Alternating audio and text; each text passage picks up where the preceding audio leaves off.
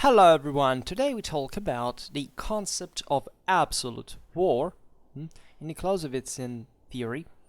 This is actually something we already read and analyzed and commented in the von Clausewitz series, but it's a very important topic that it's important to make a synthesis for at least those that do not listen to the series, because even in here it has a very important political and historical meaning. It enters naturally and unavoidably in the tormented relation that existed between many scholars in military history and von Clausewitz, stemming fundamentally from a misunderstanding of the latter that surely does not, make a great impression of the first.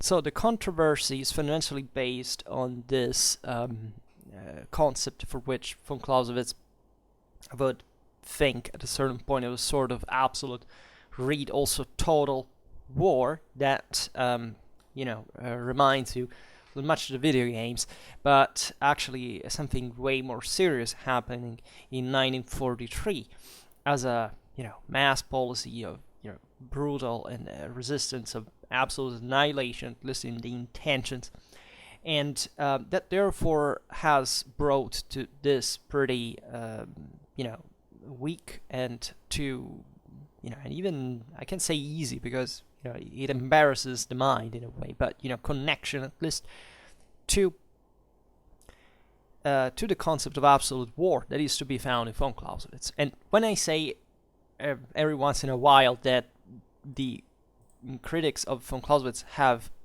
truthfully not even read him, and we're talking sometimes even the greatest names of culturalism and other currents that, however, other authors that fundamentally went against him. Yesterday we actually discussed it in part, at least not just the actual people do, but what are the flaws, the fallacies in their perspective.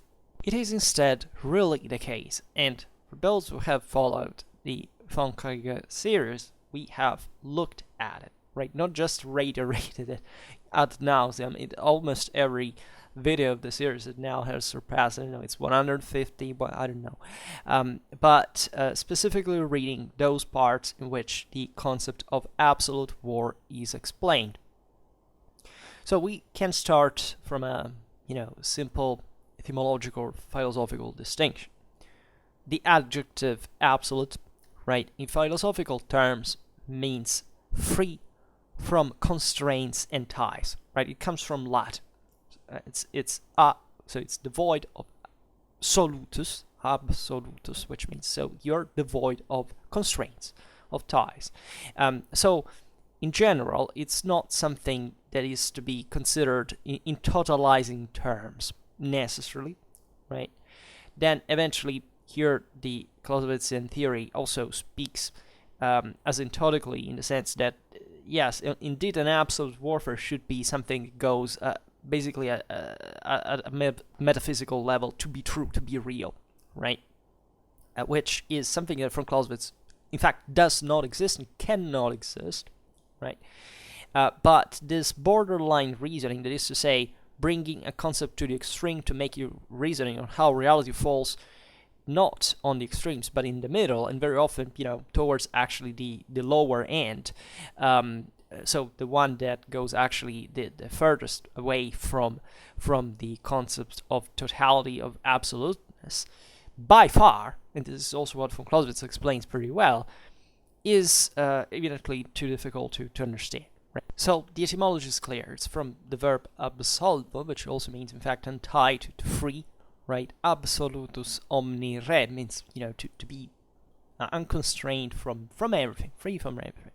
Therefore, free of conditioning in itself, and for self-standing and complete, even immutable and perfect, right? So something that goes, yes, towards kind of a totalization of it at a point, but that is not necessarily in the semantic meaning, but also that even when it goes, what we'll see in the Clausewitzian theory is actually the denial of the same possibility of its existence.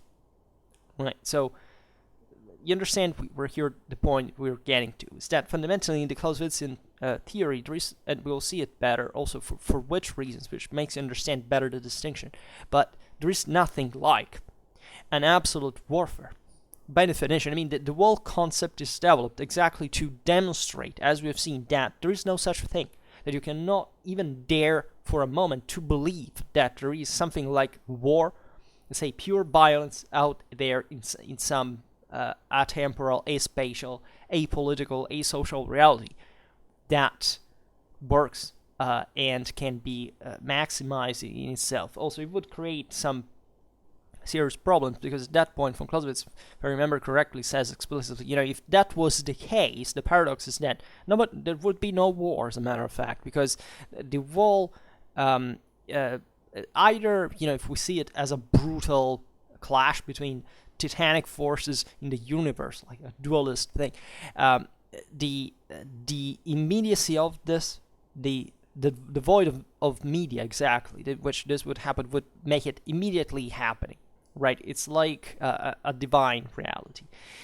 If there were instead bonds, say ones of political nature, as happen in war, so imagining a real human thing brought into this absolute dimension, the question would be, why making war in the first place? Because we would know at that point, given there is no restraint, what all the strength of forces are. I mean, you could sort everything out with this perfect mathematical proportion, and therefore there would be no need. All the results would be known in advance.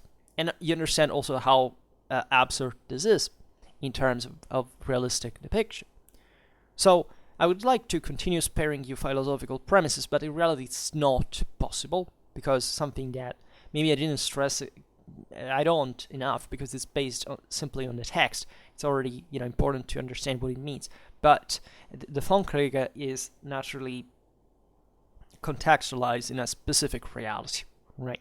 Precisely because at the turn of the 18th and 19th centuries, German philosophical thought debated the concept of absolute with an intensity never known before, right? And whoever has studied German philosophy in those years know how deep this is. So, von Clausewitz, by absolute war, right?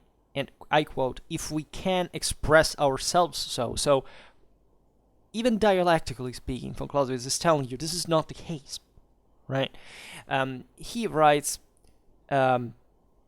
hesitantly, and this is also another interesting aspect of it. Von Clausewitz, it's usually very straight, very forward. He goes, quite directly to the point. He's a brilliant thinker and writer, by the way. A person of great talent, great knowledge, scientific education, but also great poetic capacity sometimes. Certain metaphors are beautiful to read.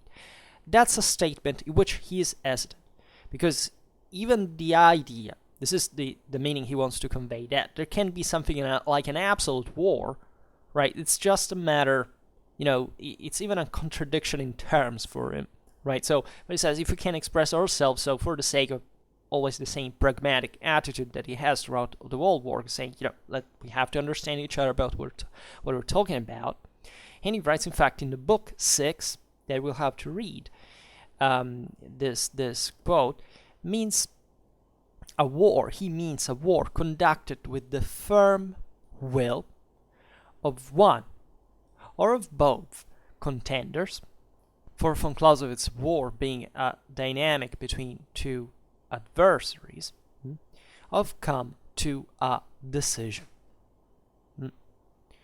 We read, in fact, in chapter 28 of book 6, quote, still of the defense of a theater of war. We still haven't gotten there, right? So this may be new actually, but it's still understandable per se. So it says, so first of all, we deal with the case of when the thought of a decision governs and saturates everything, which is the cause of true and proper, if we can express it this way, absolute war. And then subject these changes to consideration in another chapter, which are caused by a greater or lesser approximation to the state of observation.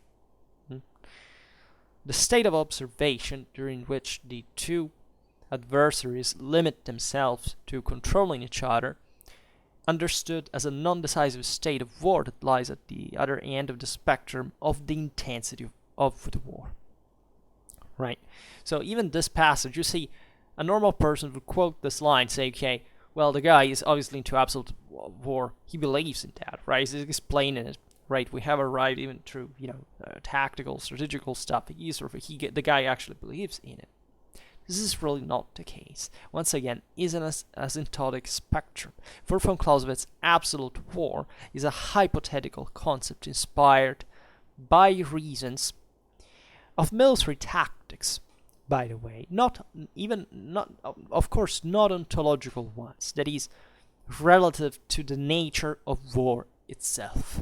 Right? Von Clausewitz makes this great effort, thoroughly successful in explaining to us why it is the case that war follows its own tracks in the direction of absolute war. And frankly, all the time, because every single act of war is fundamentally starting from a zero, from a non-war, right? Or even just a suspension of the act of war during a campaign.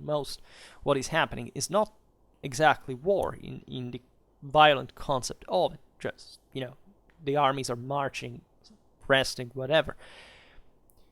But it always reaches, say, to a point that obviously approximates it to the extreme, to the absolute, right? But this absolute cannot be reached, right? We could make it even a physical explanation of it. We have explained in the first book, for example, why this is not possible. Because physically speaking, the idea of war tending towards an absolute entails that basically the energy that you invest in it is ever greater, right? So basically everything tends to be virtually irrelevant, and we know how, just from a mathematical principle, yes, you can, think about inverse proportionality, right? One factor can enlarge, but the other will never actually disappear, right? There will always be an attrition.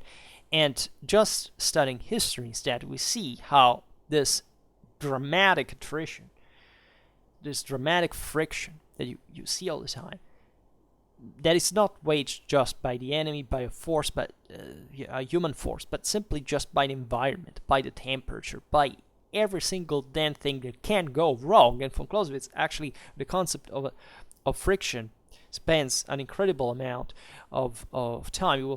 We have still to read it, but it's one of the single most important aspects of the Clausewitzian theory, and even in here it turns out to be pretty damn correct in terms of, think about theory of games. All the things that can imaginably go wrong can go wrong. And the unpredictability of the whole system is dramatic. Von Clausewitz knew all this stuff. I mean, it's a concept that you can easily understand how he got through observing war, not studying physics, even though he knew that, but he fundamentally borrowed a language, a vocabulary, if you. But the first field of observation is what happens in war, which is in real war. That is what is described entirely. What the von Krieg is built on, right? As a matter of evidence that is eminently historical. Right, it's not a scientific treatise, and it could have been like that either. Right, so this is important. You cannot, of course, understand the Clausewitzian theory without understanding what absolute war is and how von Clausewitz describes it, and it defines it. But it's exactly what the point here is. That there is, if you study the von Krieg, you know that absolute war, by definition, cannot exist in reality. There's not, right? It's not an idea. It's not a romanticism. Say, damn, we could make absolute war, and this bastard, prevent us from. It's none of the case. And instead, it is exactly how somebody had the guts to turn it right into. And this is, you understand, very serious, because if we arrived at the point that some of the most prominent theories being formulated, especially in the second half of the 20th century or around here, in anti-Clausewitzian fashion, start from this, you realize what the problem is. That aside from everything, it's the faults of the single authors. A person living between the 18th and the 19th century was dramatically more intellectually superior than a person living in the second half of the 20th century, which even also the roles, the backgrounds, how such works arrived to be. There's nothing actually to be surprised of by the slightest. Right? The Western world has deeply forgotten what, especially if you look at Middle European culture, in that between the 18th and the 19th century, especially Germany, that's a hell of a thing, right? German philosophy here is something amazing. Aside from Clausewitz, that was just aside. He was just a military man. He was not a philosopher, right? And that's also another thing to stress here, that he doesn't make it kind of an intellectualistic point. He doesn't provide you, even we have read it. It doesn't introduce the work. Doesn't accompany you literally every step of the way, telling you, look, this is my opinion. He never expresses let's say a subjective opinion. I mean, he everything he says, it shows it to you on the base of historical evidence, and is able to deliver the concept in a brilliant way to make it understand like in a flash, immediately. That's also a skill that is the one of a philosopher indeed, but he was not. And you would like to wonder why a Prussian general of the early 19th century could have gained those skills. And the obvious context is, if you want, contained in the Clausewitzian trinity itself, that is this fusion altogether of politics, society, and war as one, right? That is, or at least different things themselves, but fundamentally unavoidably reflecting all together at once, right? Like in a prism, as it also von Clausewitz says. So his reflection prompts him also a rhetorical question, quote, what would war be if it had no material limits? He even says that, right? He even wonders that, he poses the question for the audience to follow him, says, but let's imagine it, what would it be like? And it's an obviously abstract question that to some extent goes beyond his real field of investigation, right? Which is always the real war, as we've seen, which will always be limited in its intensity by the frictions of reality itself. It's a way to explain fundamentally the absurdity of it, right? It's, if you want to, even not an essentially rhetorical exercise, but still showing you, look at what would happen, knowing what reality is fundamentally about if there really war wasn't unrestrained. And that's exactly the point that leads you to realize how absurd the values of the physical reality would have to be, so that it would be it's not that you can't get to that point. This is, you see, part of the reason why eventually these things get misunderstood is also, in my opinion, a serious misconception even of what the real world in scientific terms is about, right? And unfortunately, these prejudices very often come from scientificistic mistakes. That is to say, you don't understand anything about science. You think that there will be always a constant progress, that we will arrive to do anything possible. There's never an end, right? Until you make it a philosophical question, it is to say, okay, we have always to improve. It's fine. It's essentially also what drives science, because if there wasn't no irrationality, there could be no rationality. But the question is that science tells us pretty clearly that, yes, we could surpass certain boundaries, but in order for it to be, either we should, exhaust basically all the single energy and beyond it that we can have, or we wouldn't be just even as physical beings capable of transitioning into another reality state, I don't know, it would disintegrate what it means to travel the speed of light. A human body cannot travel the speed of light. Maybe it can, but it's not a human body anymore, as you understand, to say the least. But the question here is really also a prejudice of saying, of people not wanting to admit that our own reality is limited, right? And no surprise these people have not studied, I don't know, Kant, and the most, some of the deepest realizations of what our condition fundamentally is, aside from what we can do about it, and that also science can show us, quantitatively speaking, that to be the case, right? We have been told, we will, I don't know, by 2020 we will have houses on Mars, right? I don't know, maybe in 2040 we will actually have. I doubt it, but even if it was the case, it wouldn't be, that you go to work on Mars from day to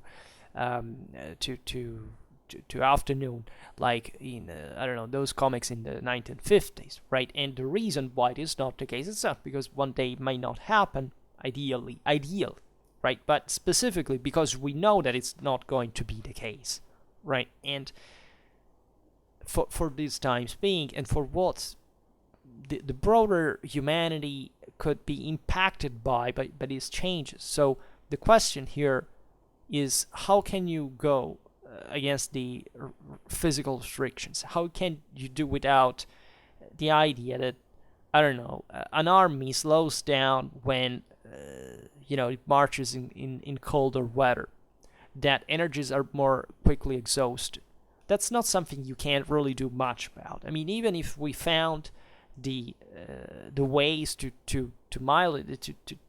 let's assume to prevent that, the cost of it would be taken away actually from maybe the effectiveness of that army in other ways that have nothing to do with this purely abstract idealization, what physics should bend to our imagination just for, and forgetting what we actually really need, that is eminently political and social most of the times, and that's the only standpoint from which eventually we can start developing something else.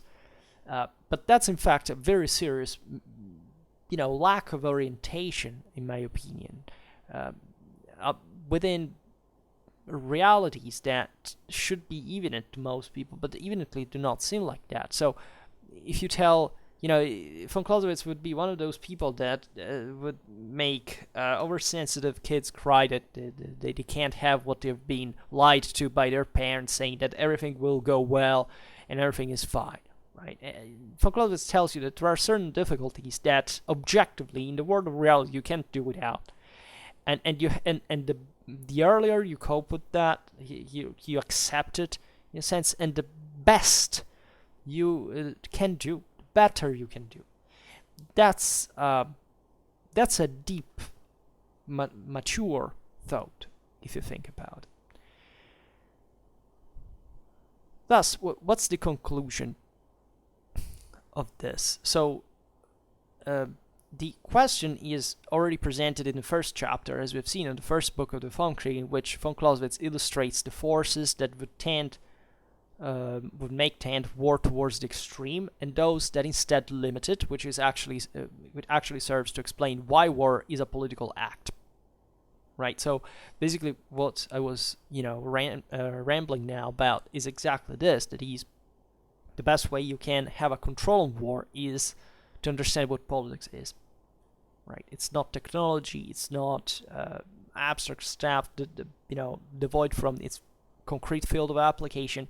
It's something as undefinable in a way, or at least with all its complications, like in a scientific sense. I mean, like politics. Right? It's a humanity, if you want. Right? So history is. And in many ways, we deal, in fact, with the same. We talked a lot about how the value of history, of building something on marshy ground all the time, to say we wished as historians to even have a marshy ground, to have even a ground in the first place, something to base your actual certainties on. It turns out that you have to to admit that it is really the case. It is really being a skilled politician that really brings to the use of war in an intelligent way. So in a way, war is a tiger, and politics, it's tamer, right? Real war is intrinsically limited.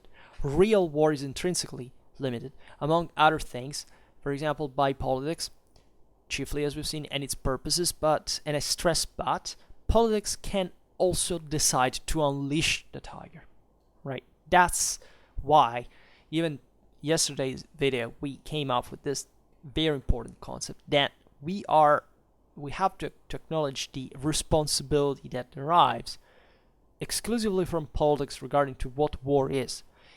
War in itself has no responsibility. It has no value. It has no positive or negative value. It has not good nor evil, right? War is nothing. War is an instrument, right? Politics is what makes it to be so, right? And this can be extended to the point you say, well, a naive answer could be by think about war crimes carried out by soldiers. That's war, right? No, it's not war, because the reason why, and that's why we've seen how war is not absolute, is that politics, as society for that matter, intervenes right there, right? Why would there be a massacre carried out by the military in a condition? But of course, because of a motive that can't go. If it is the single soldier freaks out because he hates that nationality, whatever, it's still political. If it is because politics actually told the military to exterminate an entire people, that's still political, right? It passes throughout the whole human experience. Soldiers are not dummies that are sent there just to mechanically operate, or not monsters, or just warriors fighting for their own prestige and charisma. They are deeply intertwined to the political and social reality they come from at every single moment. In fact, there is a beautiful passage from Clausewitz in which he states expressly the fact that politics never lets the tiger properly, I'm telling the tiger now because of the analogy we use, but there is never a moment in which war is not controlled by politics, even when war is unleashed, right? This is the important thing. War is waged by people, and those people cause it all. And it's not even in here, as we explained yesterday, the evil people, the single crazy autocrat on a mass of innocent, just instrumentalized population. It's all of them, all together, naturally with different degrees of responsibility, whatever, but still, as long as you make it happen, you're part of it, right? And there is no way out of this. So, in a way, that's also why we actually care so much about this point. And granted that for von Clausewitz, it is illusory that war can be without violence. That's how he starts the von Krieg, actually, about the humanitarians, let's say. However, he does not imply, this is fascinating, that an absolute war is more violent, or that it is more real than a less violent war. And do you know why? Actually, if you have followed the series, you know it, because we said it every once in a while. But the question here is amazing. You would think that absolute war would be like the destruction of the whole thing, right? It would be total exactly in that, right? So that it's however bad, right? Maybe von Clausewitz didn't mean it, but it's still bad. Instead, it's not the case. And it's exactly because it's illusory that war can be without violence that absolute war, the way it's led, could actually be quicker, right? Devastating in the beginning, but altogether not having, because the result is force that is unleashed, as you understand, at once. But altogether, it may not go on forever, like wars that many wars that we actually see in real life, that are at the moment less intense, but actually slowly take down lots of people, one after one. And actually, the Clausewitzian theory is exactly about this, and that's what the humanitarian thing was about, is realizing that war is not led, with necessarily let bloodshed if you try to make it less intense, and that for saving more people. Actually, it's the other way around, and this is a very powerful punching line with which von Clausewitz begins to work, and that, in my opinion, it's deeply overlooked, because that's exactly the key for understanding the misunderstanding that can occur. Right? That misunderstanding, I repeat it, I stress it, it's created by other people. If you study the Funkrieg, it's crystalline clear. Right. Also, in the first chapter of the first book of the Funkrieg, the question is examined in detail. Von Clausewitz identifies essentially two military objectives of the war. That is, A, the limited objective, that is, whichever the one politics decides that fundamentally the war has to be, and then the one aimed at disarming the enemy, that is fundamentally the aim, the total aim, if you want. In fact, if you look at the first one, let's say A1 can be, as we've seen, the first one can be defensive, that is the pure and simple objective of self-preservation, which has no positive reason. That is, for example, increasing the power, in this case, of the defender. The dichotomy between attack and defense and the positive and negative object of war, that's also another important part. Now we don't expand on it, but we explain it in the series. Then A2, it can be offensive, with which through which the attacker pursues only a limited objective, for example, conquering a portion of the opponent's territory, gaining a trading piece, or forcing the defender to give up some objective of his own. And the limited objective does not imply the need to render the opponent completely defenseless, but rather to wear him down to the point of forcing him to consider the continuation of the fight too burdensome in human or economic terms. A historical example of this is the Confederate strategy in the American Civil War, or the North Vietnamese strategy towards the United States in the Vietnam War. And this also makes you understand what are normally the limits, right? Not just if you know the history of those two wars, but also if you consider specifically here why we speak, now we paraphrase, as I was saying before, the attack as the positive but weaker form of war, and defense the negative but the stronger form of war, right? And here the concept of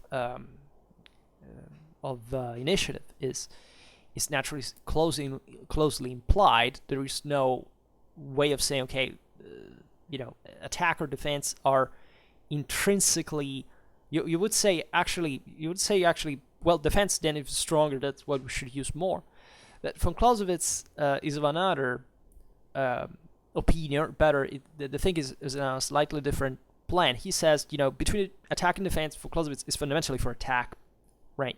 And no, it's not even the quote that you find that is completely invented on the internet in memes that. Not even in memes, in actual quotes, like those things are supposed to be serious, like attack is the best form of defense. For von Clausewitz, the best form of defense is defense. Right? Let's call things with their names, so let's not mess around. But the question is that, however, the positive object, it's at least, and here it depends how loaded, right? How strong the actor, let's say one of the contendant is, right? It's not that it's either attack or defense every time, because the two things go back and forth. The concept of defense altogether is fundamentally to wear out the attacker in the same way, but eventually to pass to counter-offensive, because otherwise there wouldn't be a way to fully, reach victory, at least given the enormous advantages that passing to the attack at that point is needed. So it's not a broader, okay, now we plan just a strategy in the defense or in the attack, right? It depends what you have to do, and generally speaking, it's always like a back and forth, or at least a broader direction you have to take, but depending on the contingencies that are always changing, and therefore this is not much to do with the thing.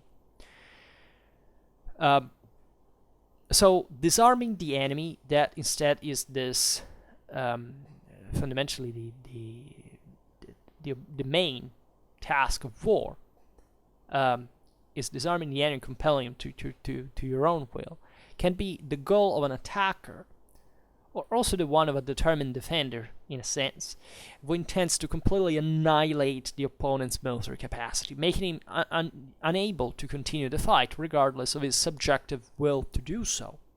And both of these military objectives can be independently serve limited or extreme political purposes, or be present in a combination of them, depending on circumstances and cost. Now, this is particularly important because it makes you understand also an idea of what the total war can actually be. I mean, it's not that, for example, wiping out a country with a nuclear weapon is necessarily total war.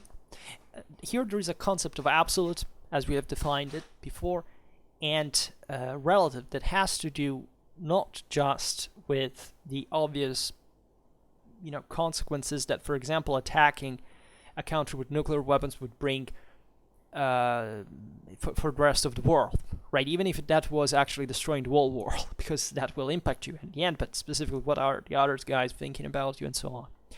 But specifically relatively to the armed forces of a country, that is to say, absolute war at that point would be like theoretically committing them all altogether, which is not really happening to inflict the greatest damage. You see, using nuclear weapon is if you want, as bad as it sounds as a definition, an approximation, right? Because for that matter, you could, what's nuclear weapon at the end destined to? Like, there are specific tactical, strategical employments of it, depending also on on the load and all this stuff. But maybe one day we could discuss.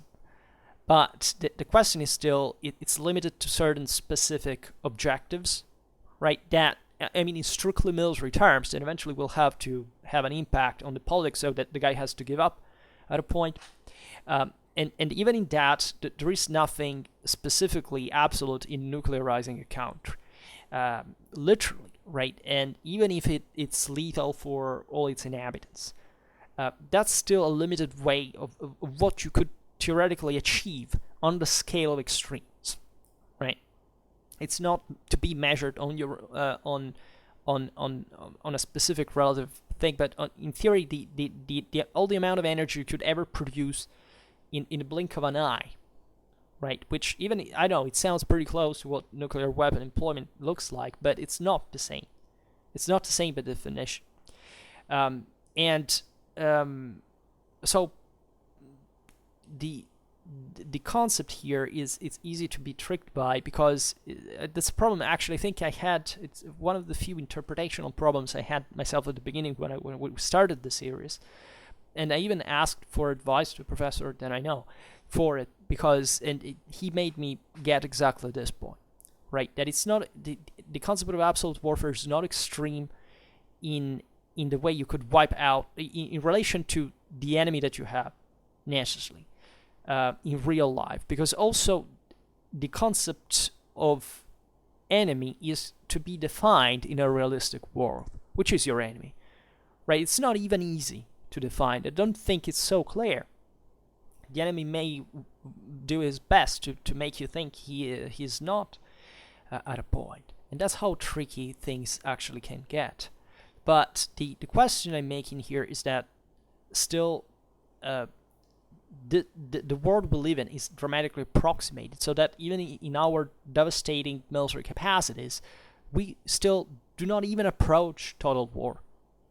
Because we cannot, by definition, as human beings, we don't get there. There are certain physical boundaries we're, at least now, but in general, we're not able to reach. It's unthinkable to even hope to sort out the whole thing, even mathematically speaking, to begin from somewhere. We would lack the energies of doing that.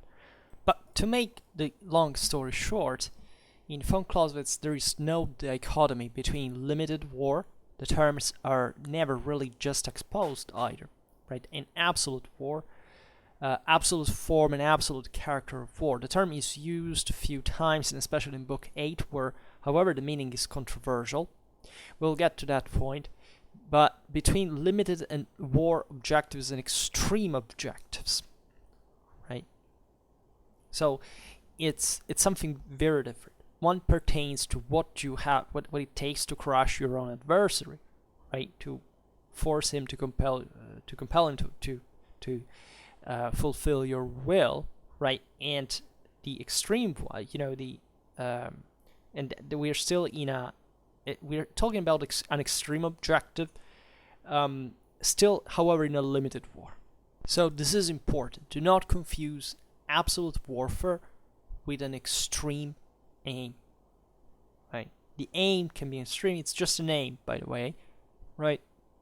Absolute warfare is something completely different. Nobody can achieve.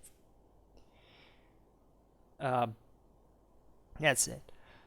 The political aim, for example, of North Vietnam was extreme because it intended to eliminate the political independence of the Republic of South Vietnam, while setting itself a military objective that was instead limited.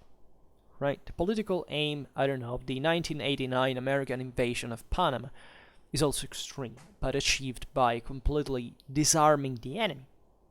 Right? That's pretty evident.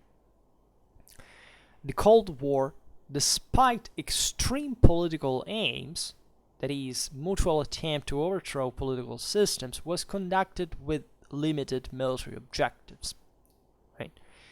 By total war, we mean instead the way of waging a war that saw its greatest theorist and interpreter in Erich von Ludendorff, who effectively took control of the entire German war effort during the First World War.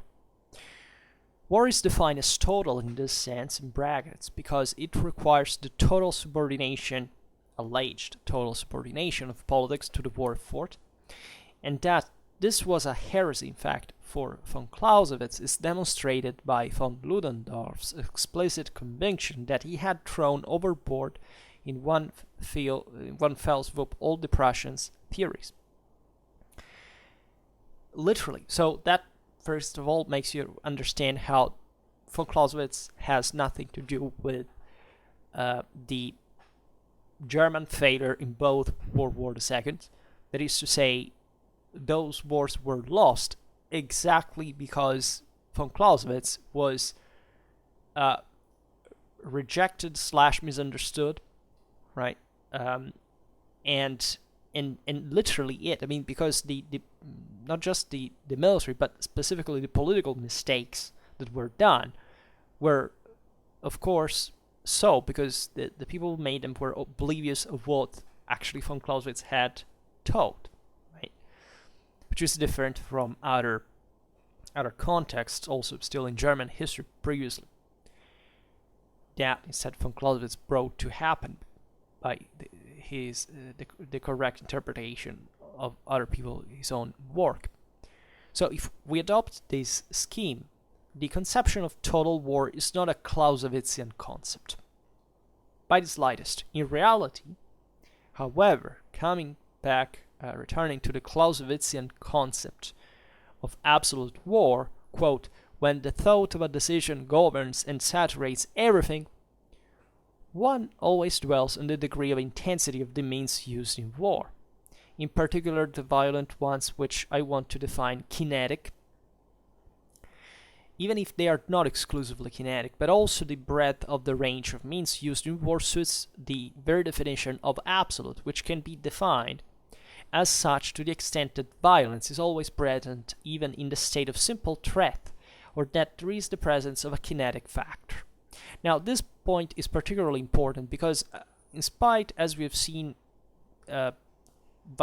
absolute warfare cannot be achieved, still, we have to take into account that the potential threat of it, naturally also in the greatest of expectations, much less than what absolute could ever possibly be, but still enough for being pretty damn dangerous, right? And the kinetic force here, the violence unleashed, can be striking as far as you are personally concerned, right? It's not that a person throwing you a punch in the face, make you losing consciousness, has used essentially an absolute form of war. It's limited. It's limited, to his muscles, to his capacity of understanding the thing around, to whatever the situation. He might even done the thing by not even by chance, right? I did meet people who got punches that sure didn't have anything to do with it. They just found themselves in the way. But that's exactly the point. That is to say, by chance, you have to watch out all the freaking time, because even though, of course, the enemy cannot do more than much on a scale, but still you should not overlook how that much could go, because actually the way this limit can be stretched, it's like a record, right? So you can't say records can't be broken, that there is a point at which a person will get to one value will never be surpassed. Of course it will be surpassed. That's the same scientific problem we're posing before. That is to say, yeah, I mean, we know we have limited resources, but we can still do within them a pretty damn amount of great stuff, especially if we accept how limited the resources are. So this way of amazing ourselves in war is actually way more pronounced than in other activities, because the principle of reciprocal action and this searching for asymmetry, so that you will have to put the enemy in a condition for which they will be intolerable at the point will have to give up, is exactly what the two contendants are looking at every single moment. And therefore, it's in a way the same aim of war in itself, as we were saying at the beginning. Showing off. Then you get exhausted, right? And that exhaustion is how limited war can be. But it was limited also at the beginning with just, the set of energies you could put on the floor. That's also why the employment of it is from a military point of view. I mean, the exercise of violence is a pure military problem. As far as the war specifically is concerned, but the problem is, or better, almost like conceptually it is, right? But still, also politics exercises that its weight, albeit it passes through, even in there, the threat of violence, right? And that's exactly what the point is, that you should always watch out, as we were saying. That it makes a big deal of difference if you deliver, 600 joules in 1 second, or in 1 minute, right? It's the same amount of force, but the ability that stands behind using it employing in 1 second, hopefully in the right way, and instead in all distributed along 1 minute, is where you can really be surprised. And at that point you realize that warfare, how sophisticated war is in many ways, that is also against this kind of brutalistic ideas of what war is. It's not that war is not brutal, but the fact that it's unsophisticated, that it's primitive, it's barbaric. No, actually war, ever since it's been waged, it's probably one of the single greatest testaments to human civilization I can ever imagine. I mean, the sheer amount of resources, of application, of intelligence, of moral forces that has been ever, employed in a concentrated fashion, well, definitely doesn't find but in war its greatest application. And once again, there is somebody who says, this guy is praising war. No, I'm not praising war. I'm praising humanity. I'm praising civilization that can make, can use war, can also use it not. And that's also value. So as I was saying before, war in itself has no value, right? It's people who make them that can't have it, cannot have it, right? As we were saying before, wars are lost, and they're lost because very often very serious miscalculations from a political point of view. So it's a serious problem. It's really one of those things for which nobody goes into just by chance, right? And rhetoric that is done about it is dangerous, exactly to just, habituate people to think that after all it's like a simple thing. They just not do it. That's the worst thing you can do, because the best way you can avoid war is knowing how to do it, which requires to study and understanding it and be able to do it for real, right? And then you may minimize actually its costs, literally in a humanitarian sense, because at that point you will know how to put an end at it. So as we were saying before, not even absolute warfare in its abstract connection is necessary to be worse than wars we actually fought in reality, as far as the brutality, the losses, the devastations, the sufferings are involved. At the same time, always remember that von Clausewitz used the term of absolute war for the tactical need of showing you why, given the limitations that we have, war comes from this, let's say, abstract concept to be concretized into what we see in reality, and therefore also and especially how to fight it. Like, I mean, literally, as we've seen yesterday too, this whole thing is done exclusively to learn how to make war. That doesn't mean that you will eventually have to make it just because you have prepared for it, because on the contrary, the deterrent of it can be dramatically useful not to fight, and that's also a great part of the reason why our military exists, to preserve our own interest altogether. That as the more the world is interconnected, the more naturally we share in so many ways. So once again, no pacifistic, no militaristic point in here. They're both nonsense. So in this light, the generically non-kinetic aspects, not at the service of the kinetic ones, well, they are always a complex system aimed at achieving political objectives. It's as if in the political orchestra the use of violence is only one of the musical instruments. War is absolute when all the instruments play simultaneously in a coordinated and harmonious whole with a synergistic effort, right? But at the same time, the absolute here is just a metaphor. It does not exist. It's something we should look for. It's even preferable. And that's another thing that you may say, well, it's dangerous. Don't think, once again, because it's in theory that absolute war is it's more dangerous than actual wars are. I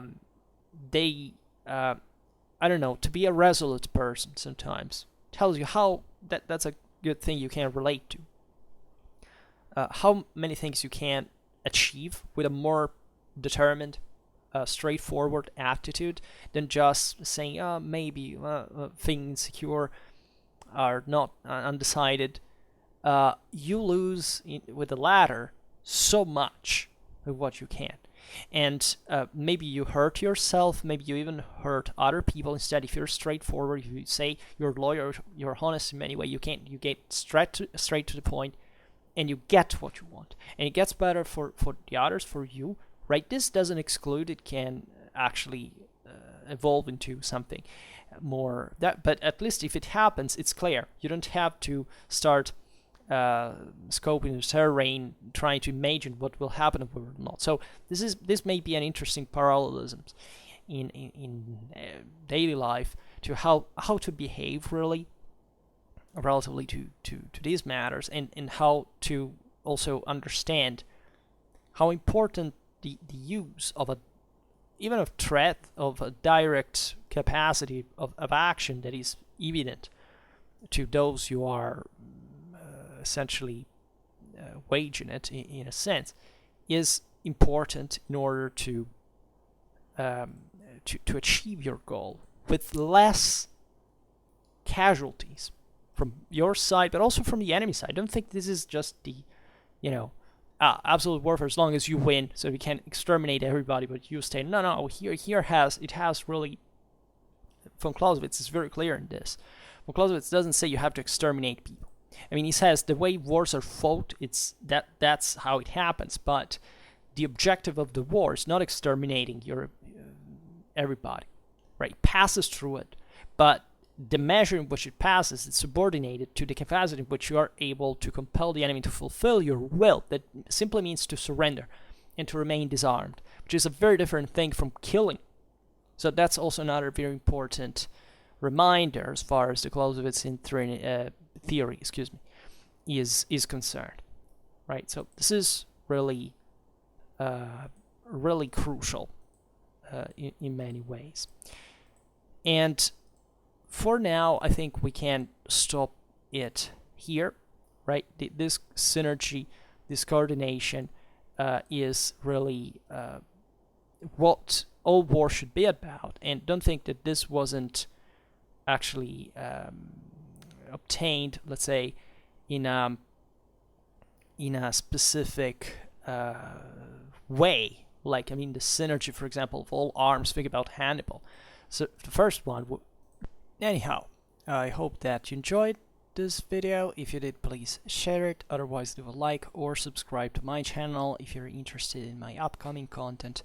And for now, I thank you heartily for listening to me. I wish you a nice time and see you next time. Bye.